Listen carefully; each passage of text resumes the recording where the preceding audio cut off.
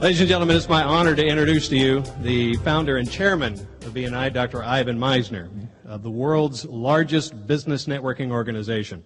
BNI was founded in 1985. The organization now has over 6,600 chapters throughout every populated continent in the world. Last year alone, BNI generated 5.4 million referrals, resulting in $6.5 billion worth of business for its members. Dr. Misner has a PhD from the University of Southern California. He is a New York Times best-selling author who's written 19 books, including his recently released book called Who's in Your Room? That is available right outside the door. He's a columnist for Entrepreneur.com and Business Fox News. He's taught business management at several universities throughout the United States. In addition, he's a senior partner for the Referral Institute, a referral training company with trainers around the world. Called the father of modern networking by CNN and the networking guru by Entrepreneur magazine, Dr. Misner is considered to be one of the world's leading experts on business networking and has been a keynote speaker for major corporations and associations throughout the world.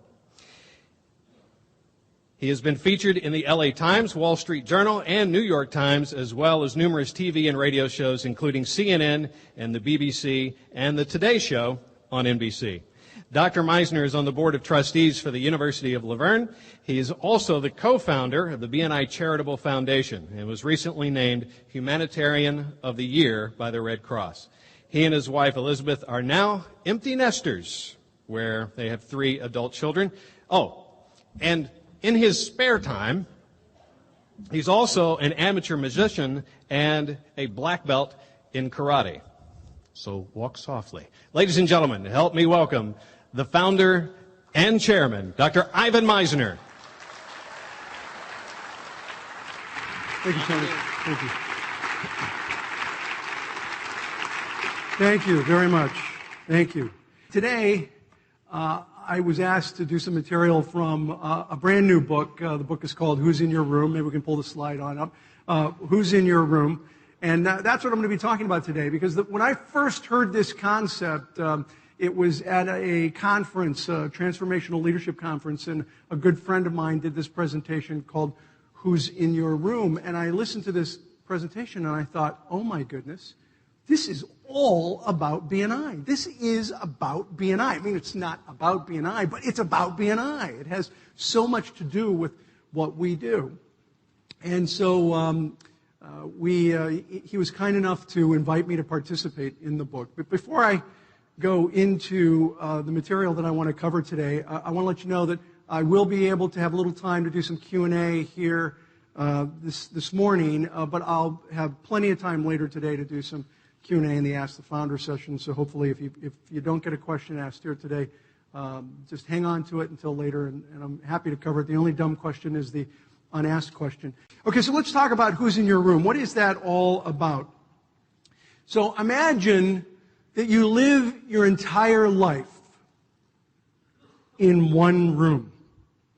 Think of a room, your office or your home. Think of a room in your home.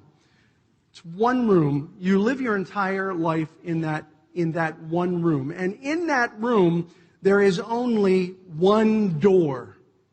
Imagine that room has only one door that works, and that door is an enter-only door. Once someone enters that room, they can never leave, ever. If that were true, would you be more selective about who you let in your room? Nodding is the universal sign of recognition, yeah?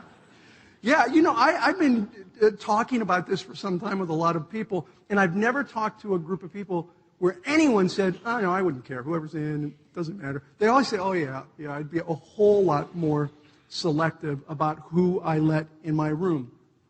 Well, the thing is, whoever you let into your room ends up, or your life ends up affecting you and your life. Now, luckily, this is a metaphor. You can get people out of your room. You can get people who probably weren't good choices for a chapter. You can get them out, but it's not easy to get people in your life out, to get people in a chapter out. It's very difficult. And the truth is, the people you let into your room, the people who you let into your life, end up really determining what your room is like. They determine what your life is like. So if you have an angry room, it's because you've let people into your life who are angry.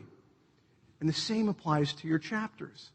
If you let people into your chapters that are basically angry, then you're going to have a chapter that is very angry. It could be a loud room. Is your room full of chaos? That is so not my office, by the way. I'm like very anal retentive about things being in their place. Is it a busy room?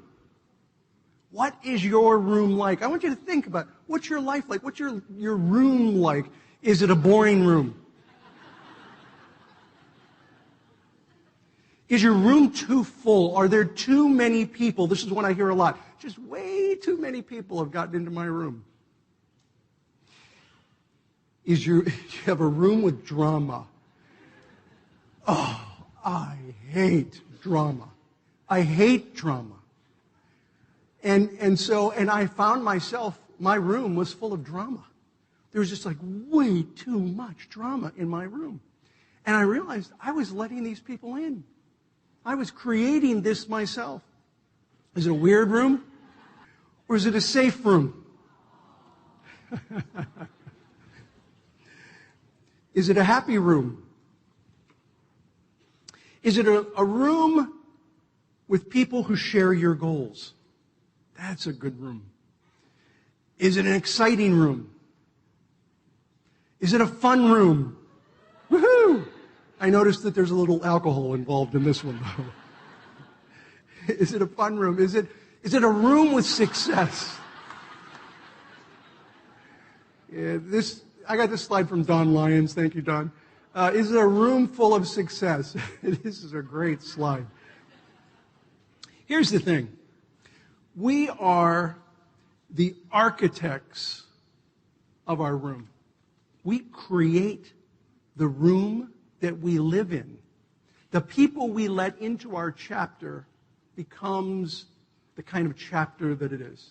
The people we let into our lives, it affects our lives in so many ways.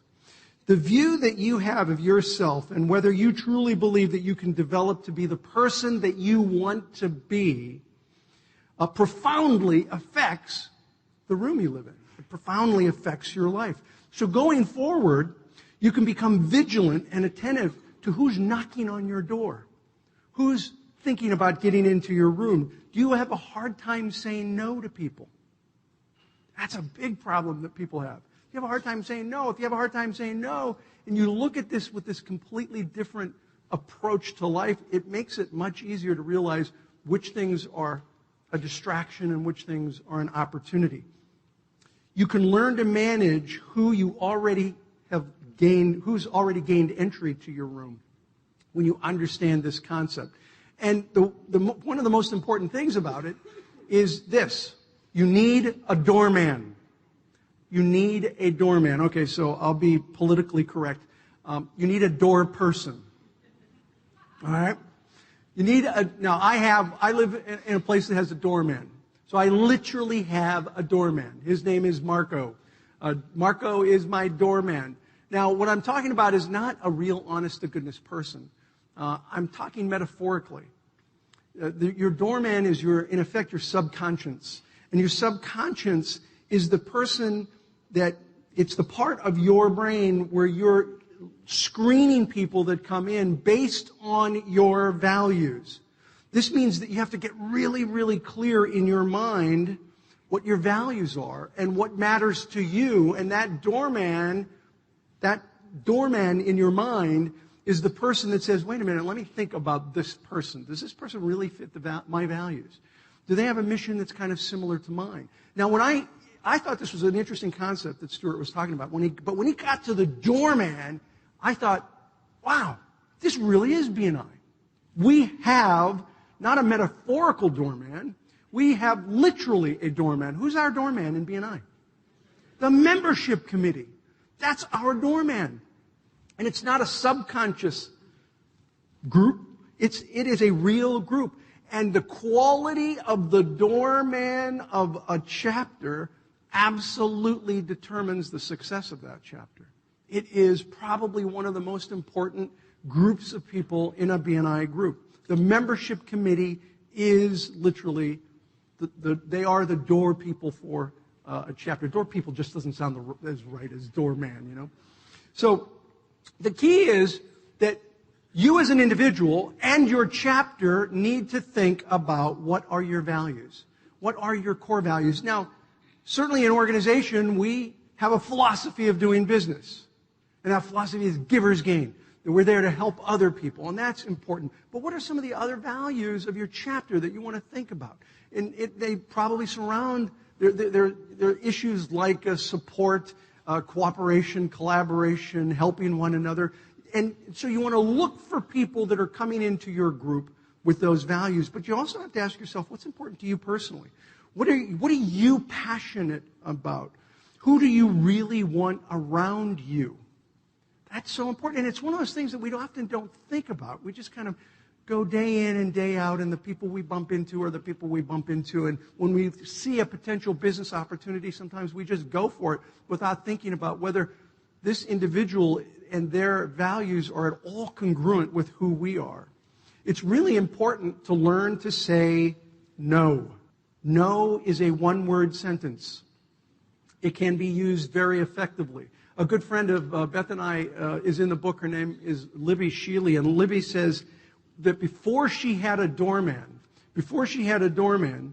her life, her room was like, and I love this expression, she said her room was like the waiting area of an ER. It was like the waiting area of an emergency room. She was always admitting one wreck after another. She said, you got to be selective about who you let in your room. It's important to understand what the difference is between a distraction and an opportunity. A distraction is a possible opportunity, but it doesn't fit your values. It doesn't fit your mission. Therefore, it really ends up being truly a distraction. An opportunity is, when we're talking about business, certainly some financial opportunity, but it fits your values and it fits your mission. And those are the things you don't want to say no to. So then, what's your mission? Well, the truth is you have to let your mission fill your room. You have to let your mission fill your room. So it's about, why do you do what you do? A lot of us have never really thought about, why do you do what you do? Peter from Denver is in the book, and he used to think that he wanted to have the #1 restaurant and catering service in Colorado. That was his goal. The #1 catering service and restaurant in Colorado. And he used to say that. Well, he used to say that for a long time. But he noticed that the more he said it, the more stressed he felt. And the more stressed he felt, the more difficult it was to deliver the level of service that he wanted to deliver. And that he was hiring people that he didn't really feel comfortable with. But he was hiring them because he wanted to be number one. And when he heard this concept, he went back and he really reflected for a period of time. And the more he thought about it, the more he thought about, I want to be the #1 restaurant and catering service, the worse he felt. The worse he felt. It didn't fit for him. And he said the truth is that after a lot of soul searching, he realized that what he really wanted was to be a joy giver. Now, that sounds crazy, but that was it. He wanted to bring joy to everyone who sat down in his restaurant or that he served in his catering service. That was it. He said, that's what I want to do. Now, that became his mission.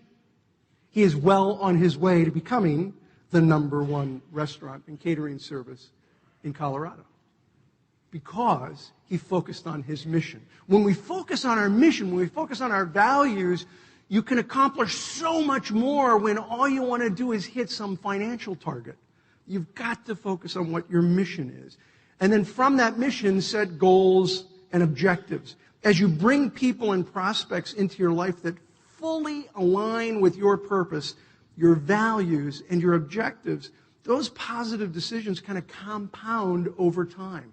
And they end up actually making you more successful by focusing on values rather than just money. However, the opposite is also true. If you pay no attention to the type of people and the things that you allow into your life, and you're operating in a random fashion, or you're operating in a way that has nothing to do with your mission, then your life becomes so much more chaotic, and your chapters become so much more chaotic. It's easy in today's culture to lose the way. It really is. It's easy in today's culture to kind of lose your way. You know, Mae West, the actress from many, many years ago, once famously quipped, she said, "I used to be Snow White, but then I drifted." And I think sometimes we have an idea of who we want to be and what we want to do, but we drift from that. However, if you stay focused on your values and your mission, you don't. Measuring things can help you track your progress, but it's all a journey towards the goal of hitting those values. This is where your values, just become so important in achieving whatever success. Your room should be comfortable. So why isn't it? Sometimes it's obvious to everyone else but you. I go visit chapters of BNI, and they're struggling or there's issues, and they don't understand it because they're so close to it, and they haven't thought about who they want in their room. And they're letting anyone into a group. So many chapters, I say, the only test a lot of chapters give is what I call the mirror test. They put a mirror under somebody's nose. If it fogs up, you're in. We'll take you.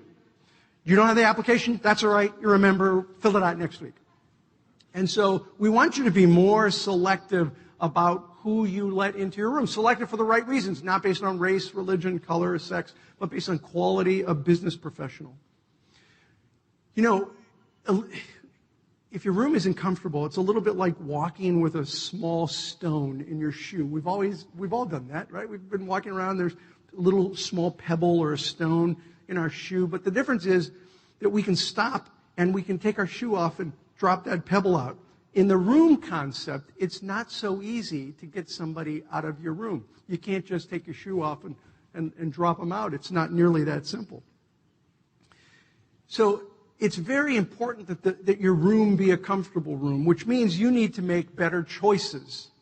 When you or your doorman say yes or no, it shouldn't be an automatic response to anything, including taking clients. There are many stories throughout the book of business people who say, you know what, there are certain clients I decided not to take. Their money was good, but their values weren't. And it wasn't conducive to who I am and the direction I want to go in. What should happen instead in a chapter and in your life is to create a deliberate process in which you see that this person is a good fit or not a good fit. It's counterintuitive that being selective actually helps you be more successful. It's completely counterintuitive.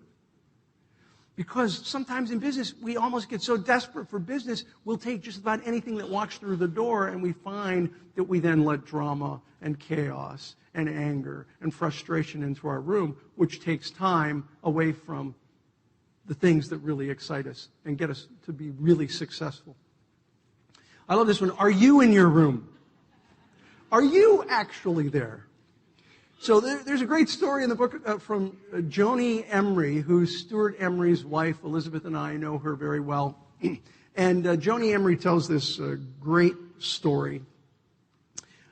When she was a young child, maybe 6 years old, and she went to bed, and in bed, she was lying there, and she looked up, and her entire room, the walls were full of stuffed animals and dolls on the shelves. And one just kind of caught her eye. And she thought that the doll looked lonely. So she got up and she took the doll off the shelf and brought her in bed and was cuddling with the doll. And then she looked up and she realized that there was another doll up there that was probably fairly lonely too, because she was there with the one next to her. And so she went up and took that and brought it down. And After a few minutes, she thought, well, there's another one. I can't leave that one there, and brought it down. And, over about a 15-minute period, she ends up literally getting every single doll and every single stuffed animal off the shelf and taking it to bed with her. And after a little while, her dad just came in and looked at her and said, Joni, honey, what are you doing?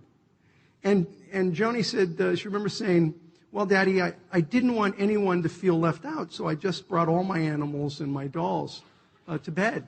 And her dad said, but honey, you're sleeping on the floor. She had literally moved to the floor because her bed was now full of animals. Are you in your room?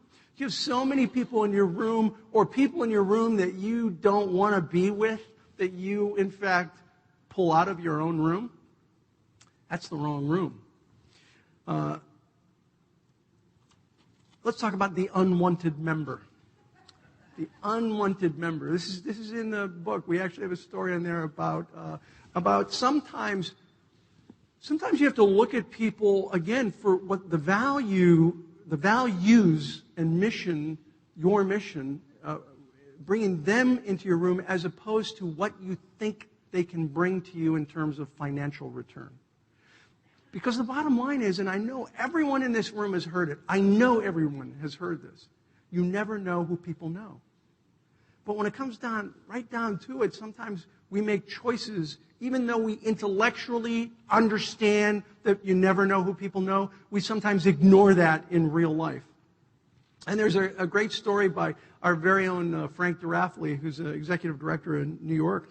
And he tells a story in there about Paul, who was a financial planner and a member in New York, a member of BNI in New York. And he said that the group, Paul said, look, you know what, why are we letting some people into this chapter that are small businesses, single entrepreneurs? We should have a policy in this chapter that only members who have 10 employees or more are allowed into the group. Because we just allowed this young woman, Jacqueline, he was really upset.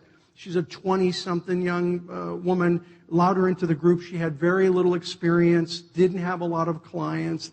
And he said, we should have never let her into the group. This just, doesn't make any sense. We want people that are really successful. And Frank spoke to the guy, and he talked about values, and he talked about mission, and he talked about attitude. That's a really, really important one. People used to ask me, what are the top characteristics of a great member? And I used to say, about their success and their education, their background, their experience. I don't say any of that anymore. The top 3 characteristics for a great BNI member are, in order of importance: 1, attitude; 2, attitude; 3, see you know. It is attitude, attitude, attitude. And Frank talked to him about the fact that this woman has an incredible attitude. And the fact that she's young means that as she becomes more and more successful, she's going to actually be using more and more of these professionals. And Paul would have none of it. He just didn't buy it for a second. Well, guess what? 6 months later, Jacqueline came to the group. Paul was a financial planner. Jacqueline came to the group with a little referral. It was a $2.5 million referral, which was an inheritance from a real close family friend. A $2.5 million referral for the financial planner. And she gave it to Paul. Now, Frank was there. Yeah. And Frank, only as Frank can do, and many of you know Frank went up to him and said, hey, Paul, we should have kicked her butt out 6 months ago, shouldn't we? Yeah, and Paul was like sheepish at that point. He was like, no, I can't believe I said that. Frank said, is that the largest referral that you ever got in BNI? He said, not only is that the largest referral I've ever gotten in BNI, that is the single largest referral I have ever gotten in my career. And it came from this woman who he thought shouldn't be in his room because she wasn't successful enough. I'm telling you, it's not just about how successful someone is. Because if they have the right attitude, they'll make the connections. I heard a story yesterday, literally yesterday, from Mike Braithwaite tonight. I don't know if you're in the room, Mike, but I think it's an incredible story, and I asked them to write it down and send it to me. So if I get it wrong a little, I apologize, Mike. But it's such a powerful story. He said he went to a chapter meeting. He's from Manhattan with Todd. And he went to a chapter meeting, and someone was there really in a profession that didn't quite fit the profession, and it was he was a songwriter and musician. And the members were like, songwriter or musician? Yeah, thanks, nice to meet you. And they didn't talk to him. I mean, it's hello, they were polite, but nobody had a conversation with him because he was a songwriter and a musician. Well, Mike talked to him after the meeting. He happened to have conducted a little song, you may have heard it, We Are the World. He was also a songwriter for Michael Jackson. I don't know, maybe he doesn't have a referral, but that would be somebody I would like to talk to. Right? I would love to have a conversation with that person. And so people saw him and saw songwriter and musician and just filled in the blanks without even having a conversation to find out what kind of person he is. When I tell you, you never know who someone knows, I would also add to it, you never know who someone is. I've met so many people who were so unassuming that you would have never believed who that person was. I had a chance to do a fundraiser once, or do a board meeting for a nonprofit organization. And the event was at a movie director's house in the Hollywood Hills. And I was at this board meeting, and before the board meeting got started, we were told we were welcome to walk around a large part of the house and check it out. And I'm walking through the house, and there's some guy in a T-shirt with a work belt, and he's fixing an electrical socket. And he was pretty busy. I didn't say anything to him. I found out later that was the director. He was just fixing some stuff around his house. And I didn't talk to him. We all do this. I get it. The more we understand, though, that these people, and not everybody you meet is going to be a movie director or, a songwriter for Michael Jackson, but I'm telling you, I've met some people that I struck up a conversation with and then was amazed who I was talking to. You never know who people are, and you never know who they know. Now, on the other hand, there are these people. These are the people, I call them shower moment. A shower moment. That's where you meet somebody. Okay, we've all had these shower moments. We meet somebody, we walk away and we go, I need a shower. I need a shower. There was just something wrong. And we ignore those moments. We ignore those moments. We have that feeling, but then we go ahead and do something like maybe do business with that person. And it seems completely obvious when I talk about it in this context, but the truth is we do it all the time. A great story in the book from Jeff Enziger, executive director in Central Illinois, and he tells about meeting someone just like that at a meeting, at a B&I meeting. And he met this guy and he was like, there's something wrong here. But he had an application and a check. Mirror test. You're in. And the chapter was forming, let him in. Within a few months, everybody realized that this guy was a problem guy. Now, who's in your room is a metaphor. Okay, so you can get people out. You can get people out of your life. You can get people out of your room, out of your chapter, but it's not easy. It's not easy. And sometimes they're nice people. Sometimes they're not. But it's still difficult to get people out when it's not a good fit. And this gentleman was not a good fit. And so when they tried to remove him from the chapter, he started sending letters, harassing emails, making angry phone calls, and then Lawyers got involved. And the chapter folded. And Jess said, I knew when I met him it was a shower moment, and I ignored it. Don't ignore those feelings. It's all about your values and whether you're being congruent with the kind of people that you're letting into your life. Some lessons cost a whole lot more than other lessons. I'm not immune to this. I am not immune to this. If you think that I have some of the answers, I'm here to tell you it's because I failed the midterm. I have made plenty and plenty of mistakes. I'm studying up on all of this just like you are. I've made lots of mistakes. Years ago, I was about to start a big project, and the most qualified guy for the work came to the table with extreme drama. You remember what I said about how I felt about drama?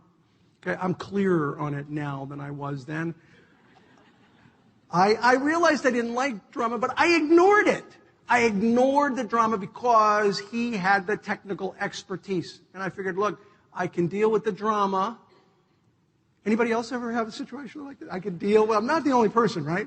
I can deal with the drama because he's so good at what he does. Man, was I wrong.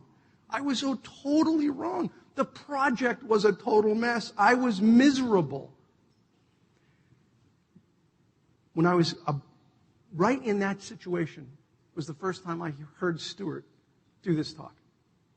The first time I heard Stuart do this talk. The next week, I went home and fired him, and the project turned around. Even though he might have been technically the most talented person to do it, there's just too much drama, and he brought way too much other stuff to the table. And I see this happen all the time in B&I groups, where we take people in who are on paper very qualified, but they don't fit for one reason or another. All right. A room shapes you. B&I is all about people's experiences, members and visitors. You know, when a visitor comes to your chapter, it's all about the experience they have. They're going to either have a good experience or a bad experience based on what happens to them there. They're either going to have no one come up and talk to them, like the Michael Jackson songwriter, or they're going to feel really welcome to the group. Members, the same thing, week in and week out. Going to have a good experience or a bad experience. And that experience is largely dependent on who is in that room. And who is in that room helps to, in many ways, shape you and definitely shape the chapter. Beth Sobolov, who's here, she's a B&I director consultant in Massachusetts, and she says the people in our room shape us for both good and bad. They shape us in good ways, they shape us in bad ways. And she talks about how B&I helped shape her and the many, many relationships that she's created. I think I can sum up a lot of what Beth says in a sentence. Mom got it right.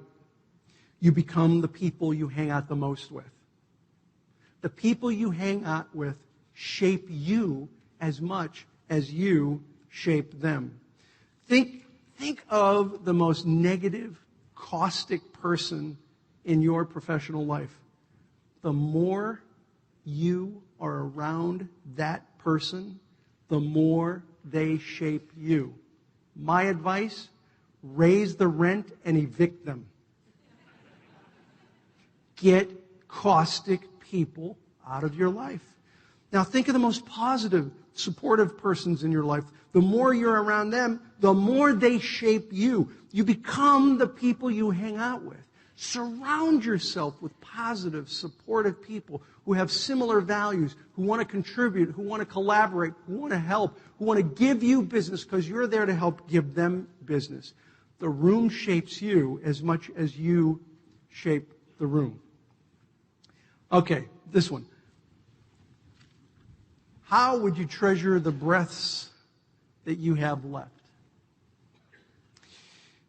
There's a great story in there from a New York Times bestseller author, Janine Roth, and she tells a story about a near-death experience she had and how important it is to treasure the breaths that you have left. And that hit home with me when I read that story. It really hit home with me. You may not know, a couple years ago I was diagnosed with cancer, and so that's a real wake-up call for a lot of people. And by the way, just so you know, I tell the whole story. By the way, I am in full remission, complete remission. All my tests are now. Thank you. All my tests have come back normal, and I did it without radiation, chemotherapy, surgery. I did it by changing my diet, if you can believe that. Yeah, thanks. And see, now you're like talking to one of the least new age guys you'll ever meet. I'm not. And I figured I had nothing to lose because it was a slow-growing disease that I had. I had some time. I had 6 months before I had to make a decision. So I figured, hey, what do I got to lose? I might as well do this. At the worst case scenarios, I'll be healthier when it comes time for the surgery. So, and that was what I was doing. And I found that as I did, and I was all in. I tend to be, when I'm committed, highly committed. And so I was all in. First thing that happened was I lost over 40 pounds in 3 months, which I've kept off. But then I started to find that the cancer started to go into remission, which is just mind-boggling to me. And I tell you all this because we're talking about the breaths, treasuring the breaths that you have left. And so a lot of people would assume that's the story that I'm going to tell. I'm not going to go into detail about it. However, what my wife and I did, we wrote an entire book on my experience. So take a look at that. We'll be coming out with actually a full cookbook, which my name is on it, but it's my wife, and it's Eddie Esposito. I don't know if Eddie's here. They're the ones responsible. I have attended. There's Eddie. Eddie's the chef for the book. Amazing chef. Chef to presidents. He's actually cooked for a number of presidents. So he's in the book. I'll be honest. I don't say it in the book, but I burn water. So I'm not a chef, but I guess I had the experience, so my name's on it. But that's actually not the story I want to tell. I've never told this story publicly. But I think the first time that I really started thinking about treasuring the breaths that you have left, well, actually, I can tell you the exact day that I started thinking about that. It was, in fact, May 8th, 2006. May 8th, 2006. I know because of a very specific thing that happened. I was at home. I was writing that day. I was working on a book. And my son was there. He was off that day. My son was at home. He was upstairs. And I was writing in my office. It was a little after lunch. I was hungry. I went into the kitchen. I heated up last night's dinner. It was a tri-tip. And so that was before I started the Misner plan. So it was a tri-tip. I brought it in. I'm kind of half working, half eating, not paying a lot of attention. Took a bite of steak. And it was a little bit gristly. And I took a bite. And it's interesting because 2 months earlier, it's funny how life works. I was at an event, and a young man was choking on something. And someone I know ran on over, did a Heimlich, popped it out. And I sat there and I thought, what would I do if no one were in the room and I were choking on something? What would I do? And I thought, well, I would just kind of throw my body on the ground. I did. I just threw my body on the ground. Pop it out. Yeah, okay. Next thing. And that was it. I spent 10 seconds, 15 seconds thinking of what I do. Sitting there, eating, May 8th, 1 o'clock, 2006. Take a bite. Tri-tip. Swallowed. Piece went down, but a string, little tendon was attached. I swallowed. Second half came down. Completely got stuck in my throat. Now, I don't know, some of you may have experienced this. My first thought was, I'm going to dial 911 because I realized it was stuck. But then I couldn't speak. So I'd been 911. So that wouldn't work. And then I thought, wait a minute. threw my body on the ground. I got it worked out. I stood up, threw my body on the ground. No good. Nothing happened. Nothing. I figured, okay, this has got to be really, really good. I took a running start, ran, jumped into the air, did a World Wrestling Federation body slam. No joke. Boom! Hit the ground. It popped out. I went, and it went right back in. Swear to you. Went right back in. Now I'm thinking, really? Really? So now I'm thinking, okay, I'm going to run upstairs to my son. And so, because he was in the house. And I'm going up the stairs. I'm a long way from him. And I start to pass out. I could feel myself getting faint.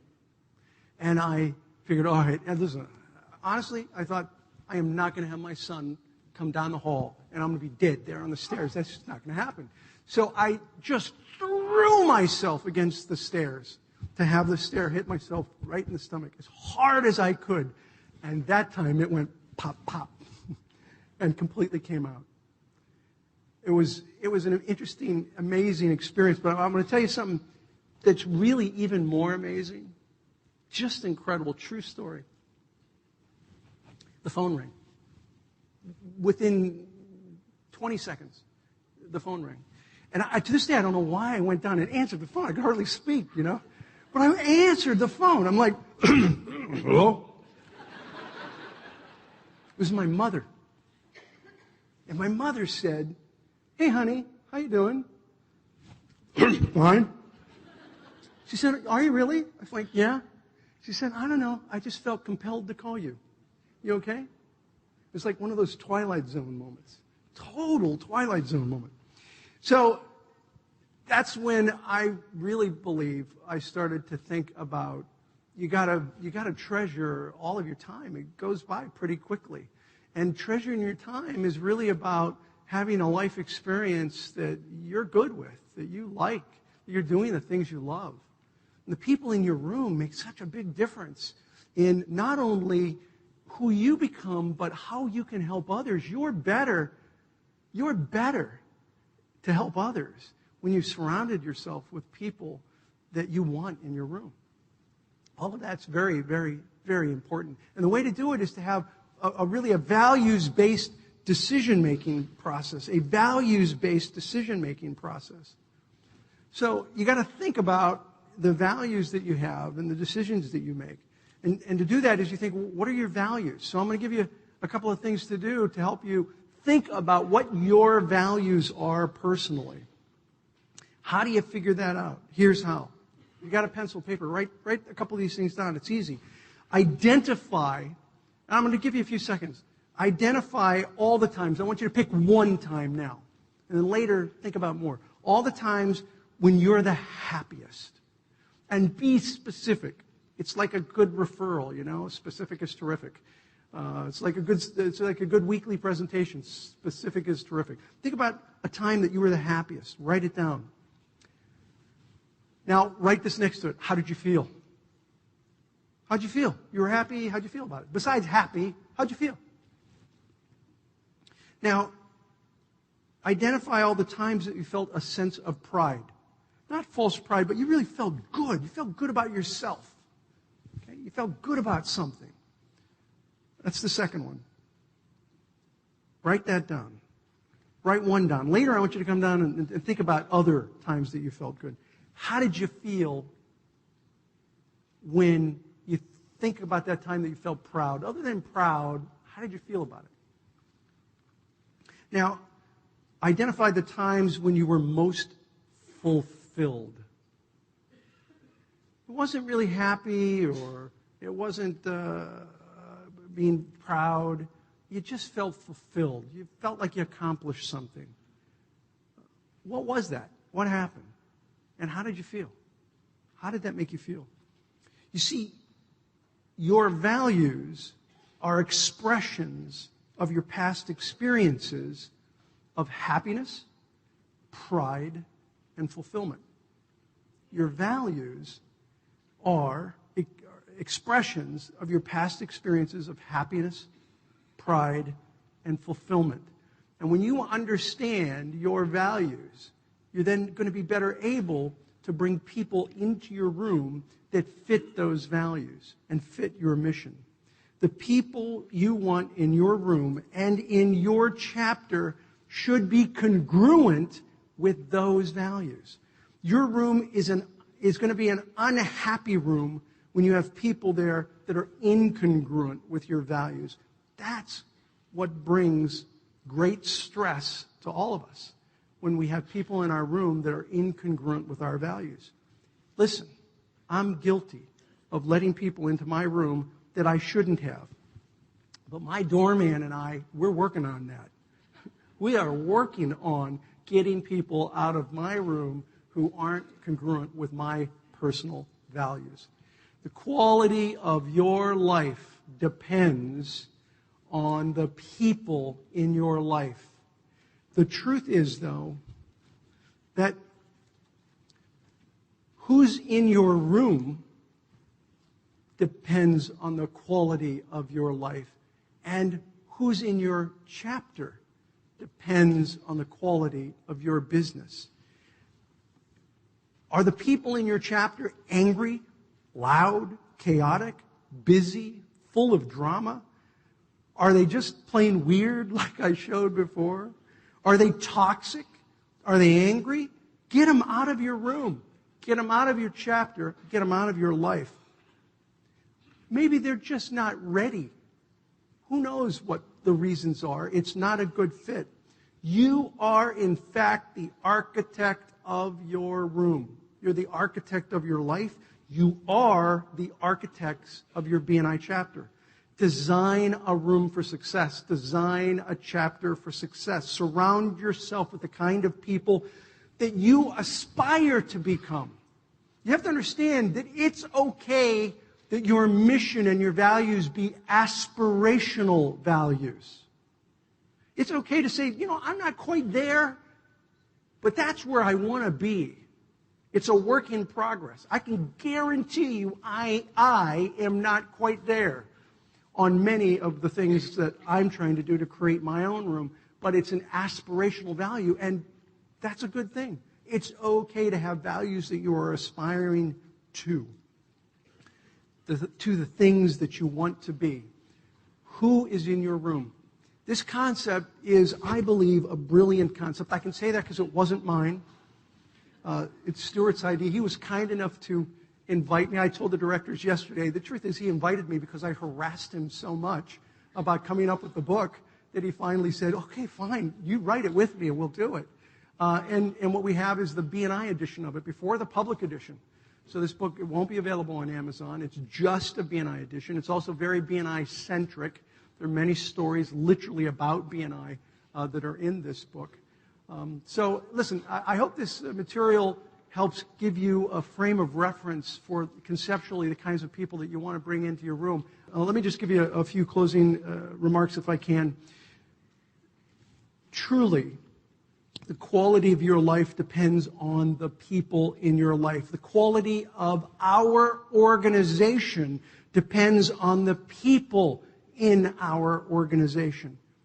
If all of the people row in any organization, row in the same direction with a shared mission, that organization can dominate any industry in any market against any competition at any time.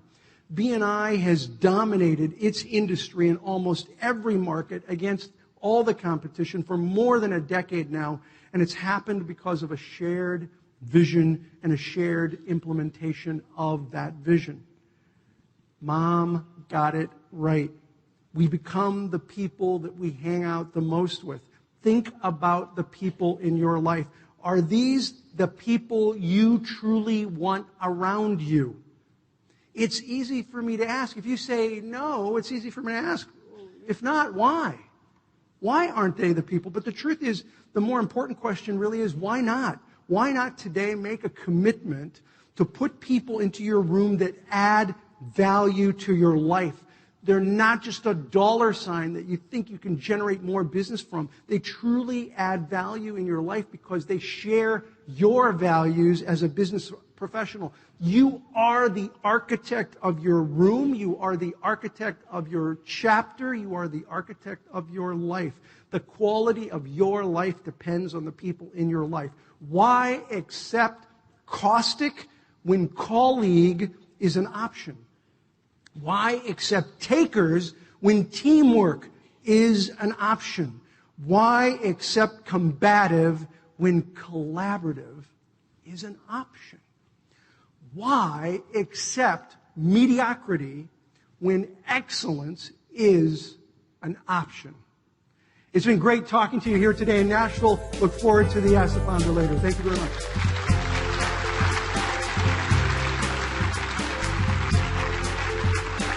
Thank you.